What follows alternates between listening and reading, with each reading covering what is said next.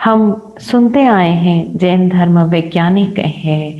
जैन धर्म पूरा विज्ञान आधारित है और विज्ञान आधारित के नाम पर हमने हमेशा ये प्रमोट किया कि रात को नहीं खाना वैज्ञानिक है, या उपवास करना किस तरह वैज्ञानिक दृष्टि से सही है, या जो कंदमूल नहीं खाना किस तरह वैज्ञानिक है। पर हम समझें कि कंदमूल नहीं खाना या रात को नहीं खाना, इसका साधना से क्या संबंध है। वो शरीर विज्ञान है। वो शरीर को सुचारू रूप से संचालित करने के लिए ये खान पान और सारी आवश्यकता है। उसमें हम अगर धर्म ढूंढ रहे हैं या उसमें हम साधना ढूंढ रहे हैं, वो साधना में सहयोगी तत्व है। ये हमें समझना होगा कि आप भरपेट खाना खाकर अगर ध्यान करने बैठोगे तो इट इज ऑब्वियस कि आपको डकार भी आ सकती है, आपको अपच भी हो सकता है, आपको गैस भी बन सकती है, आपको एसिडिटी हो सकती है, और खाना दबा कर खाया हुआ है खूब सारा तो हो सकता है प्रमाद भी आए, नींद भी आए। तो उस दृष्टि से, साधना की दृष्टि से ये सब चीजें सहयोगी हैं। वो सेकेंडरी है, उसको आप मेन लॉ ना बनाएं।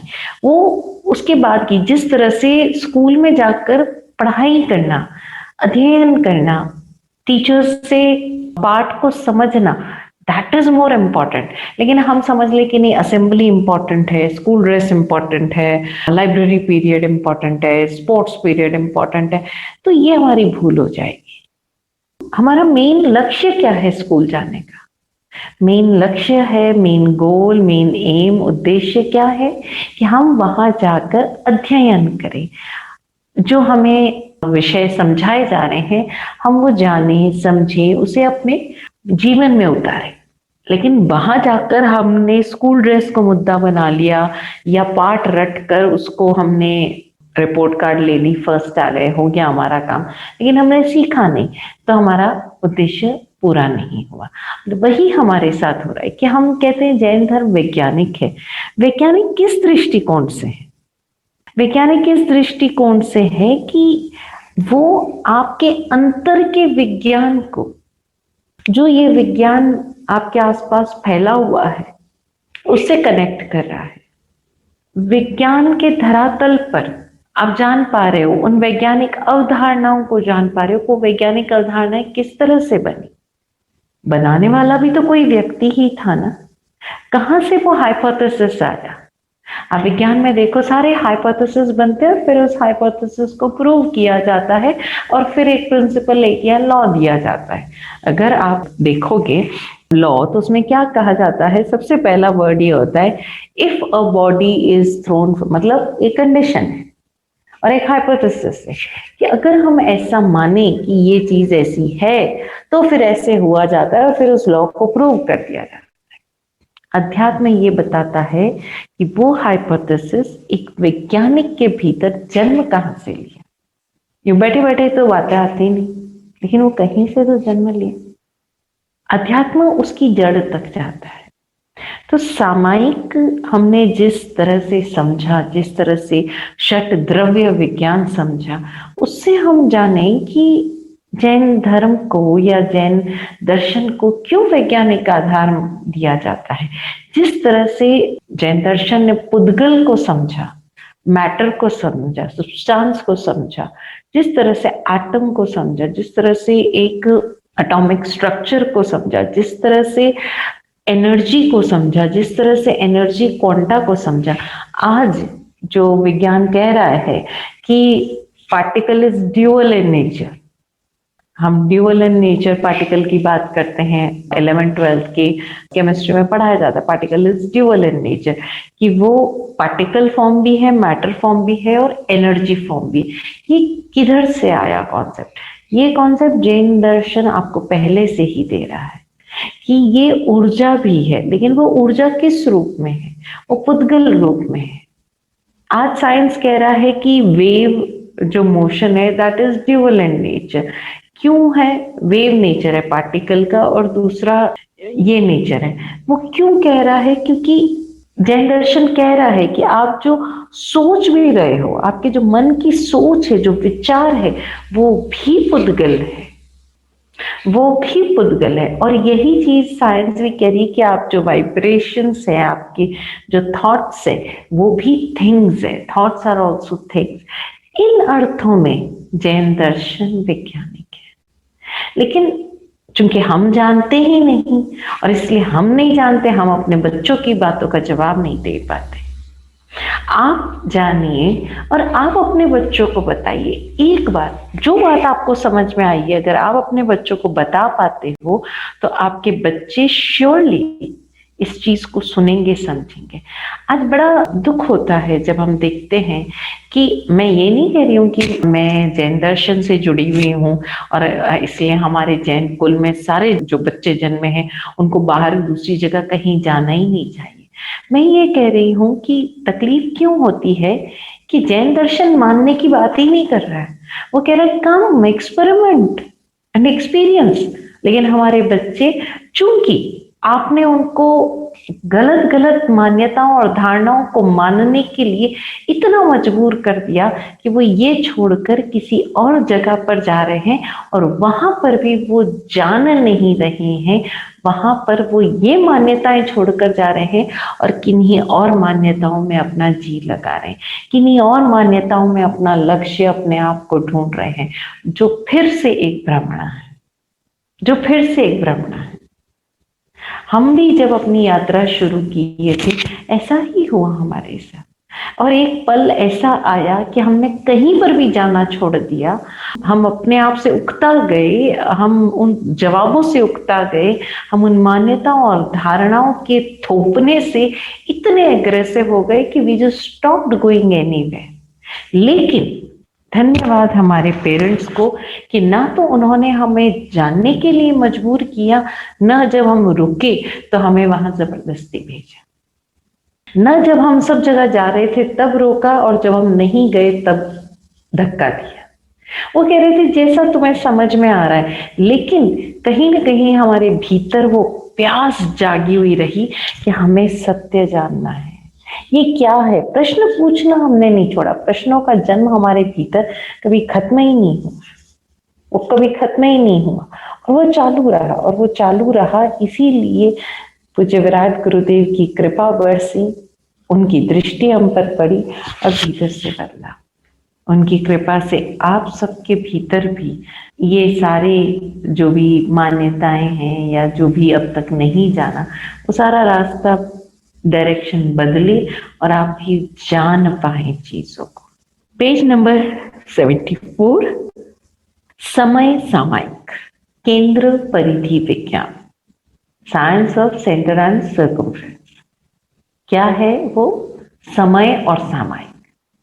समय, हम पहले भी कई बार इसकी डेफिनेशन कर चुके हैं, the indivisible part of time. Time का वो हिस्सा जिसको अभी तक आगे फर्दर डिवाइड नहीं किया जा सकता। संसार में दो प्रमुख तत्व हैं, एक पदार्थ, दूसरा आत्मा। दो बेसिक एलिमेंट्स माने गए हैं इस दुनिया में। क्या? एक तो पदार्थ है और दूसरा आत्मा। एक तो मैटर है और दूसरा सोल। पदार्थ की उपस्थिति सदा ही 3 आयामों में होती है, 3 डायमेंशंस में होती है। मैटर हमने जाना है, स्पेस में होती है, लेंथ, ब्रेड्थ एंड हाइट, लंबाई, चौड़ाई और ऊंचाई। इन तीनों आयामों को आकाश कहा गया। पदार्थ की जो एग्जिस्टेंस है, जो प्रेजेंस है, वो हमेशा स्पेस में होती है, 3 डायमेंशनल होती है। और ये आकाश समय में स्थित है। ये complete space, it is present in time, समय में स्थित है। और आश्चर्य ये है कि समय आत्मा में स्थित है। बड़ा आश्चर्य है। Complete total matter present in this universe which is 3 dimension, it is present in space. और complete space it is present in, किसमें समाया हुआ है? समय में। और ये समय कहाँ समाया हुआ है? आत्मा में।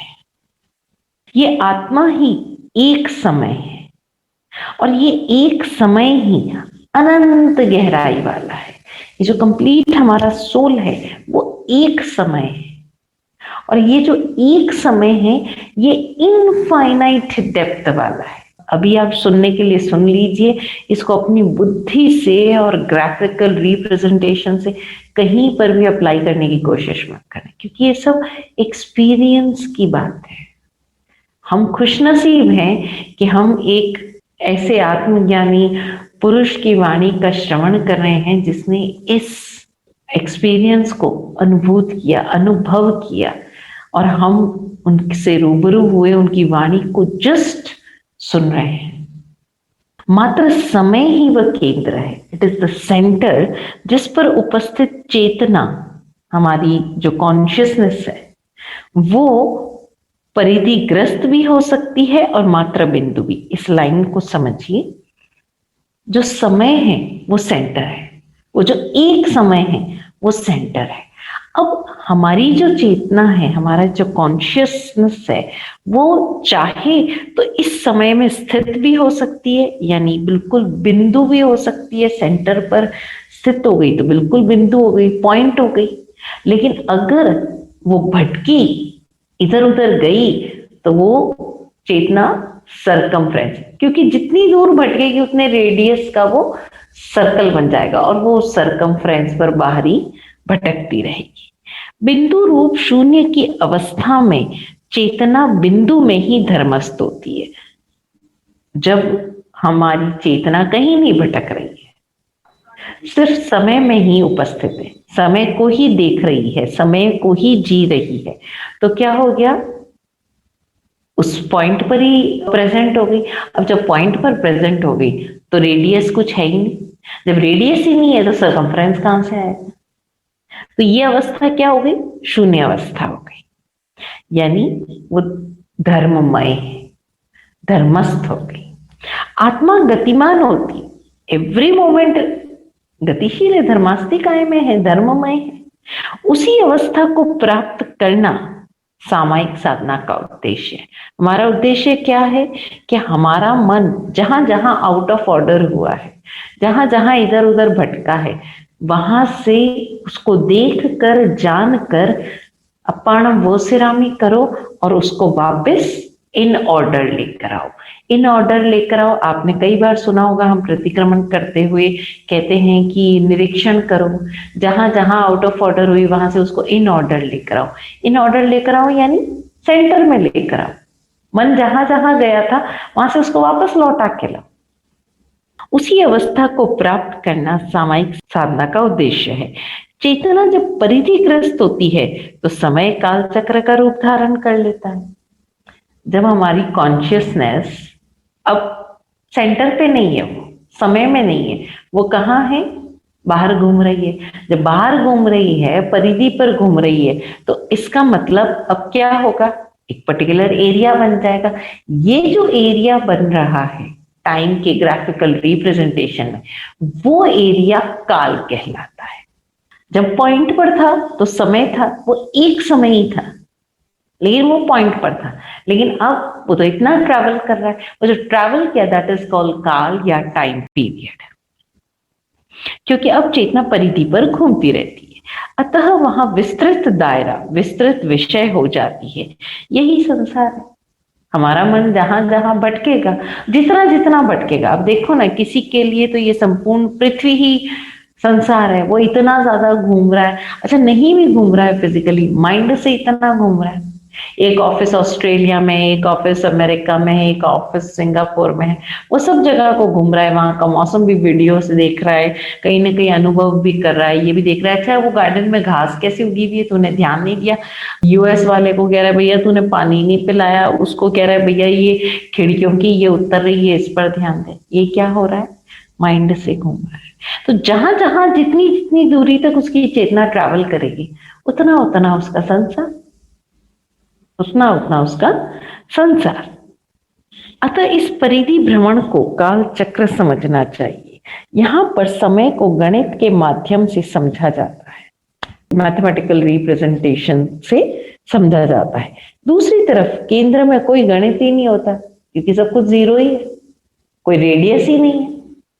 तो जब रेडियस ही नहीं है तो सरकमफ्रेंस ही नहीं, जब सरकमफ्रेंस ही नहीं है तो एरिया ही नहीं है।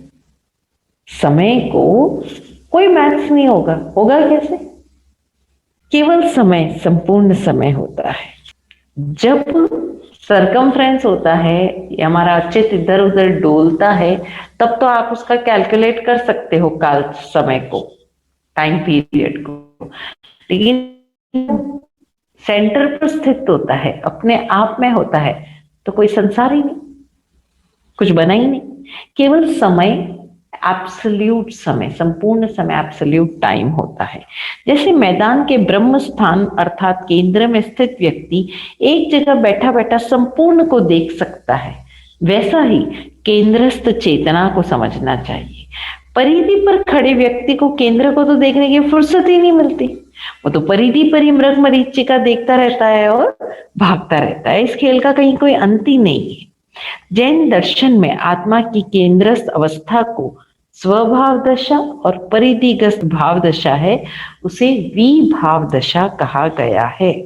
विभाव दशा में तो सारे जीव होते ही हैं। विभाव दशा में सारे जीव रहते ही रहते, क्योंकि उनकी जो चेतना है वो ट्रैवल करती ही रहती है।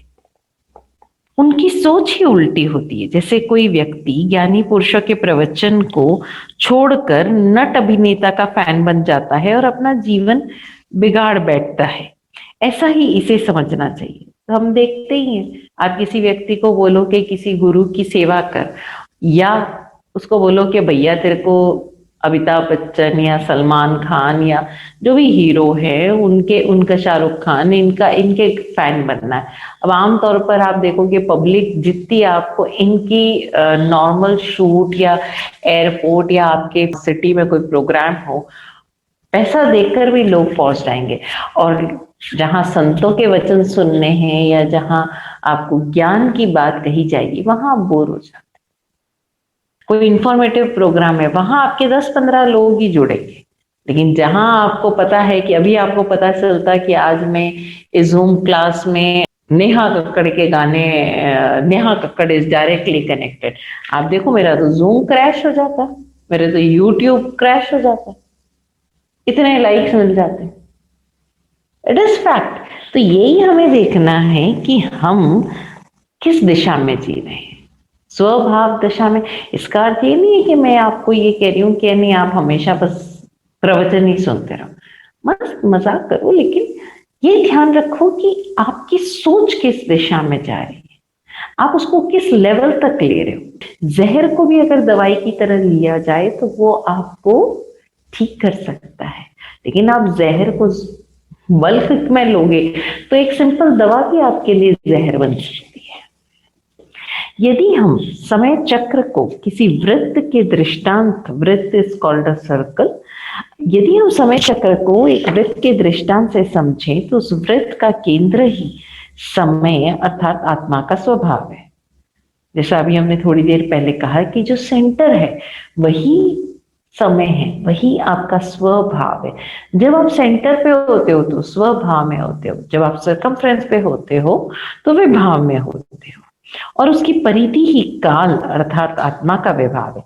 यहाँ समझने योग्य बात यह है कि केंद्र से ही परिधि सत्ता पाती है। अगर सेंटर नहीं होगा तो क्या सरकमफ्रेंस पॉसिबल? नहीं। सरकमफ्रेंस पॉसिबल ही इसलिए है क्योंकि सेंटर है। इसलिए केंद्र से परिधि सत्ता पाती है, परिधि से केंद्र नहीं। आप सोचोगे सरकमफ्रेंस है तो सेंटर है ना, सेंटर है तो सरकमफ्रेंस है। अगर सेंटर नहीं है तो सरकमफ्रेंस नहीं है। परिधि का निर्माण, बनना, बिगड़ना, फैलना, सिकुड़ना, लंबा या चौड़ा होना ये केंद्र पर ही संभव है। आप कभी भी कोई सर्कल बनाओगे तो सेंटर पर ही अपना वो कंपास रखोगे, फिर आप रेडियस बढ़ाओ घटाओ कुछ भी करो, बट वो सरकमफ्रेंस तब तक नहीं बन सकता जब तक सेंटर मौजूद नहीं। बिना परिधि के केंद्र तो हो सकता है और होता ही है, क्योंकि एक पॉइंट अपने आप में हमेशा कंप्लीट होता है, मगर बिना केंद्र के परिधि नहीं संभव है, सरकमफ्रेंस नहीं हो सकता। इसलिए स्वभाव जो है वो हमारी आत्मा यानी समय का केंद्र है, मौलिक गुण है। स्वभाव केंद्र की भांति स्थिर सनातन गुण है, फैक्ट है। एक पॉइंट एग्जिस्ट कर सकता है लेकिन बिना पॉइंट के या बिना सेंटर के सर्कल एग्जिस्ट नहीं कर सकता, इम्पॉसिबल है। सर्कल एग्जिस्ट करना है, एग्जिस्ट है तो पॉइंट है, लेकिन पॉइंट अकेला भी एग्जिस्ट कर सकता है, लेकिन सरकमफ्रेंस या सर्कल बिना पॉइंट के एग्जिस्ट नहीं कर सकता। स्वभाव केंद्र की भांति स्थिर सनातन गुण है। तो जो लोग ये कहते हैं कई बार कि महाराज साहब हमारे तो कर्म ही नहीं है, ये तो 5 वारा चल रहा है, नबी कहाँ मोक्ष की बातें हैं। अगर आत्मा है, आत्मा का एग्जिस्टेंस है, ये फैक्ट है, और अगर आप इसको जान पाते हो तो ये समझो कि अगर आत्मा है और आत्मा के बंधन है तो इसका अर्थ ये है कि मोक्ष भी है। भाई आपने किसी चीज को तो बांधा हुआ है ना, कर्म के आवरण किसी को तो ढके हुए है ना। आवरण का अर्थ क्या हुआ? पर्दा। और वो पर्दा क्यों है? क्योंकि वो किसी चीज को ढक रहा है। तो जिसको ढक रहा है, जिसको बांध रहा है, जिससे बंधा हुआ है, वो क्या है? आत्मा। और आत्मा है, बंधन है, तो इसका अर्थ है कि आत्मा के मुक्त होने के भी 100% पॉसिबिलिटी है, संभावना है। ये अलग बात है कि उसका समय या उसमें एफर्ट्स जो लगेंगे, हम उसकी बात नहीं कर रहे। लेकिन जो लोग कहते हैं ना मोक्ष संभव ही नहीं है, तो कैसे संभव नहीं है? आपने कोई डोरी बांधी है, गांठ से बांधी है, तो जब गांठ से बांधी है तो गांठ खुलने पर खुलेगी ना, ये सत्य है। इसलिए प्रमाद मत करो, आलस मत करो, बातें कहकर टालो मत, प्रतिक्रमण करो, सामायिक करो और अपने आप से संकल्पित होकर करो कि मुझे ये करना ही है। क्यों? क्योंकि अगर आपका ये संसार एग्जिस्ट कर रहा है, इसका मतलब सोल है, आत्मा है। विभाव उसी समय चक्र का बनावटी और निमित्त गुण है। स्वभाव जो है, जो सेंटर है उस सर्कल का, वो तो फैक्चुअल है, लेकिन विभाव कैसा है? वो बनावटी और निमित्त गुण है। कैसे बनता है? जहां क्षोभ, विक्षोभ, बनना, बिगड़ना, सृजन, विध्वंस आदि परिवर्तन होते रहते हैं। इन्हीं विविधताओं के कारण ये विभाव विभाव कहलाते हैं। ये विभाव समय का विकृत रूप है, माया रूप है। अतः उसे समय नहीं मानकर भूत अर्थात गया हुआ समय और सत्व अर्थात आने वाला समय, अनागत समय माना गया है। समय की अपेक्षाओं के कारण दैहिक आत्मा की 4 रूप, 4 परिस्थितियां होती है। मतलब समय की जो अपेक्षाएं हैं उसके कारण 4 अपेक्षाएं, वो क्या क्या है? जो क्रमशः इस प्रकार है: प्राण, भूत, जीव, सत्व। कोई भी आत्मा विशेष, ये 4 जो है ये रूप माने गए हैं आत्मा के। कैसे? प्राण, भूत, जीव, सत्व। कोई भी आत्मा विशेष जो शरीर विशेष में जीवन यापन करता है वो जीव कहलाता है। यह हमने जीवास्तिकाय करते हुए भी किया था। तो आत्मा किसी न किसी शरीर में है तो हम कह रहे हैं वो जीव है। प्राण अनंत आत्माओं पे या चेतना प्रवाह, फ्लो सृष्टि में सतत प्रवाहित होता है। मतलब जो कॉन्शियसनेस प्रवाहित हो रही है, उस कॉन्शियसनेस का जो फ्लो है, जो कंटिन्यूस फ्लो है, उसे प्राण कहा गया। एनर्जी कहते हैं ना, पर प्राण कहलाता है। इसे ही वेदों में देवता अर्थात दिव्य तत्व कहा गया, जैसे पृथ्वी देवता, सूर्य देवता, मरुत देवता आदि आदि।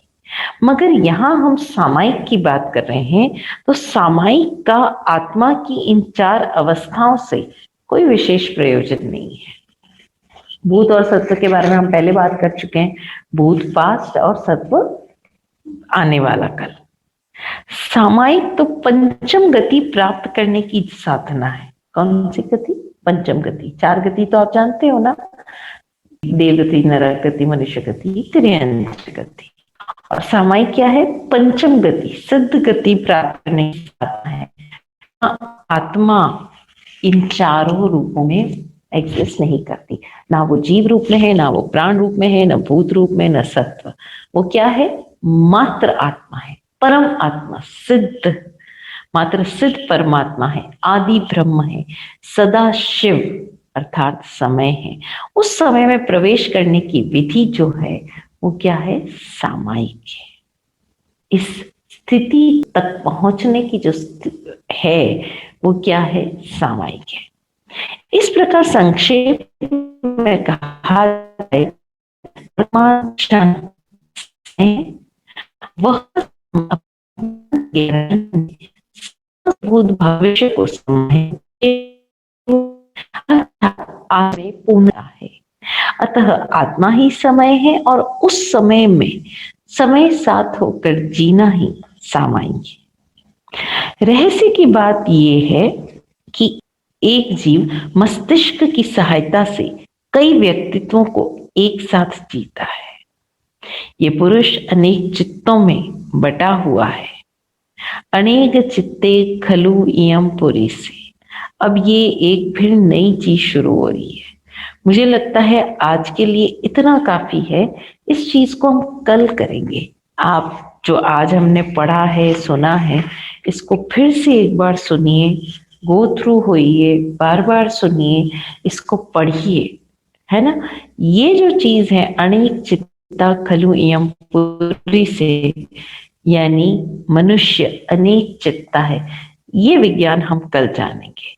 आपका प्रश्न है कि हमारे दिमाग में तो दिन भर में हजारों लाखों विचार आते हैं, तो क्या हमारा ये फ्यूचर है, मतलब ये फ्यूचर बनता है?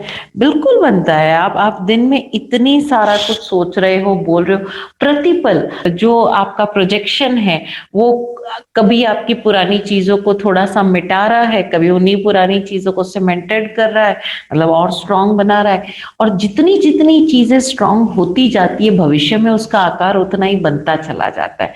हाँ, आप इतने सजग हो कि आपके जो विचार आए उनको वापस देखकर, जानकर आप उसको बिल्कुल हटा दो, उस प्रोजेक्शन को ही हटा दो, वो सिरामी कर दो पूरी भाव शक्ति के साथ, तो वो भविष्य नहीं बनेगा। बाकी तो बनेगा भविष्य। अभी ये आज आप सबसे बड़ा एग्जाम्पल देखो कि ये जितने लोगों को कोरोना टेस्ट पॉजिटिव आ रहा है, मैं कह सकती हूँ 70% ये प्लेसिबो इफेक्ट है, 70% ये साइकोसोमेटिक है।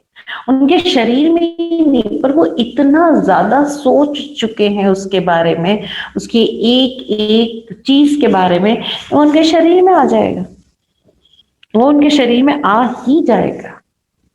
आप देखो ना, एक सिंपल सी बात है, माताओं को देखो, मैं आपको एक एग्जांपल देती हूँ। आपकी शादी होने वाली होती है, आजकल का जमाना बड़ा खराब है, पता नहीं मेरी बेटी का भविष्य कैसा होगा, पता नहीं मेरी बेटी वहां ससुराल में जाकर कैसे रहेगी, वो ससुराल वाले, वो पूरे समय वैसा ही सोचती है, वो उन घटनाओं को कहीं ना कहीं आमंत्रित कर रही है। वरना आप देखो ना, एक ही जगह पर रहते हुए, एक ही घर में रहते हुए, एक ही तरह का भोजन, खाना पानी खाते हुए एक बच्चा इतना ज्यादा सक्सेसफुल हो जाता है लाइफ में और दूसरा नहीं हो पाता, तो क्या माँ बाप ने एक ही बच्चे को दुआई दी, एक ही बच्चे को संस्कार दिए, एक ही बच्चे को सब कुछ दिया? अरे उन्होंने तो सबको समान दिया, लेकिन किसने किसको कैसा ग्रहण किया उस पर डिपेंड करता है। पूर्व कर्म क्या है? आप मेरी एक बात समझो ना, पूर्व कर्म क्या है? पूर्व कर्म है आपकी सोच। तो इसका मतलब तो अगर जब सारा कुछ पूर्व कर्म ही लेकर आ रहा है तो वर्तमान के एफर्ट्स तो कुछ है ही नहीं। पूर्व कर्म क्या कह रहा है कि भाई एक बच्चा है, उसकी अपनी माँ से नहीं बनती, लेकिन अगर वो थोड़ा सा भी एफर्ट डालकर ये चेक करे और माँ भी ये देखे कि कोई बात नहीं, एक बच्चा तो मुझे इतना रिस्पेक्ट दे रहा है, दूसरा नहीं दे रहा है, लेकिन मेरी ड्यूटी है मैं दोनों का समान रूप से प्यार दूं। अगर माँ इतना करती है तो क्या बच्चे के मन पर इफेक्ट नहीं पड़ता? पूर्व कर्म कितना भी लेकर आओ। मैं तो एक सिंपल सी बात कह रही हूँ, आप इसको इस तरह से समझो।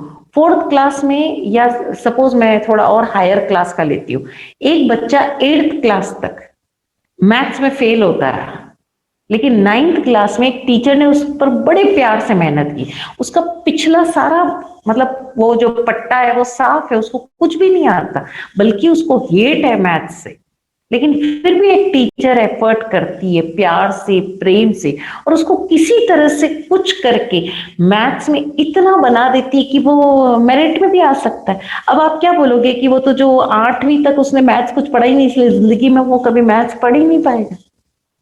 लेकिन वर्तमान में एफर्ट्स किए ना, उस टीचर ने भी किए, निमित्त भी मिले और उस बच्चे ने भी किया। पूर्व कर्म क्या करेगा? आपको रोकेगा, बाधा देगा। लेकिन अगर आपके वर्तमान के एफर्ट्स हैं तो सब गुजरेंगे ना। एक मेरे को एक बात बताओ, आप इतना, मैं सबसे आपको एग्जांपल दे रही हूँ, जैसे महावीर स्वामी, ठीक है, हम कहते हैं कि उनके कान में कीले ठोके, उनका पूर्व कर्म था, उनके कान में कीले ठुके, वो स्टोरीज वगैरह आप सब जो भी समझ लो, ठीक है। अपने आप को उस जगह पर रख कर देखो, आपके भी पूर्व कर्म थे, आपके भी कानों में कीले ठोके गए, क्या आप सहन कर पाओगे संभाव से? और अगर आप संभाव से सहन कर लेते हो, अगर ये समझ लेते हो कि भाई ये जो मुझे मिल रहा है ये मेरे पूर्व कर्मों के कारण मिल रहा है, आप भी पहुंच जाओगे महावीर की स्थिति तक। यही तो था। अब आप, चूंकि आपके पास तो एक्सक्यूजेस है ना, हमारे पास तो, हमें तो शास्त्र घोट घोट कर गुट्टी में पिलाए गए हैं। तो हम कहेंगे उन्होंने तो तीर्थंकर नाम गोत्र का बंधन किया हुआ था, उनके तो लिखा हुआ था मुक्त होने। अरे तो वो तीर्थंकर नाम गोत्र का बंधन करने वाला कौन था? वो भी तो महावीर का ही जीव था। उसके भावों की फ्रीक्वेंसी उस हाइट तक पहुंची ना। हम एक्सक्यूजेस दे देते हैं, हम कह देंगे वो भी पूर्व कर्मी था। लेकिन उस पूर्व कर्म को सत्य किसने बनाया, ये भी तो देखिए। यू आर राइट मानसा। पुरुषार्थ का हम तो क्या है उतना कि ही इन महत्व सारे है, वो कहानियों को समझ। बड़े हिसाब से, वो हमको मोटिवेट करने के लिए, लेकिन हम उसको इस्तेमाल करते हैं अपने सारे हथियारों के रूप में। तभी तो शास्त्र और शस्त्र मिलते जुलते शब्द है। हम उसमें से मोटिवेशन नहीं लेते हैं, हमें वो स्टोरी सुनाई जाती है, हम उसमें से मोटिवेशन नहीं लेते हैं, हम उसको शस्त्रों की तरह इस्तेमाल करते हैं, एक्सक्यूजेस देते हैं। तो पूर्व कर्म की जगह है, लेकिन महावीर पुरुषार्थ की भी बात कर रहे हैं, हमें समझना ही होगा। जय हो।